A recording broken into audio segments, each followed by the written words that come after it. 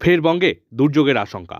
উত্তর পশ্চিম বঙ্গোপসাগরে তৈরি হওয়া নিম্নচাপ আরও সুস্পষ্ট আকার নিয়েছে। আগামী 24 ঘন্টায় শক্তি বাড়িয়ে তা গভীর নিম্নচাপে পরিণত হবে বলে জানা গেছে। আর তাতেই দুর্যোগের আশঙ্কা বাংলার বিভিন্ন জেলায়। বুধবার সকাল থেকেই দক্ষিণবঙ্গের উপকূলবর্তী জেলাগুলিতে ভারী বৃষ্টিপাত শুরু হয়েছে। ভারী বৃষ্টিপাতের পাশাপাশি 30 থেকে 50 কিলোমিটার বেগে ঝোড়ো হাওয়া বইতে পারে। বৃহস্পতিবার থেকে দুর্যোগ আরও বাড়তে পারে বলে জানা গেছে।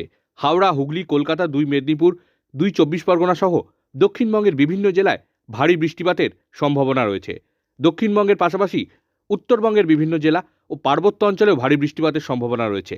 ইতিমধ্যেই 31 মে শনিবার পর্যন্ত মৎস্যজীবীদের গভীর সমুদ্রে যেতে নিষেধ করা হয়েছে। পাশাপাশি পার্বত্য এলাকায় ভারী বৃষ্টিপাতের জেরে ধসের আশঙ্কাও করা হচ্ছে। নিম্নচাপের প্রভাবে চলতি সপ্তাহে বঙ্গোপসাগরের উপকূলের কাছে সমুদ্র উত্তাল থাকবে। ঘন্টায় 55 থেকে 65 কিলোমিটার পর্যন্ত বেগে ঝোড়ো হাওয়া বইতে পারে। সুন্দরবন ও পূর্ব মেদিনীপুর উপকূলেও প্রশাসনিক তৎপরতা দেখা গিয়েছে। আসন্ন দুর্যোগের সম্ভাবনায় সুন্দরবনে পুরোদমে ত্রাণ শিবির তৈরির প্রস্তুতি চলছে বলে স্থানীয় সূত্রে জানা গেছে। উপকূলবর্তী বিভিন্ন এলাকায় চলছে প্রশাসনের মাইকিং।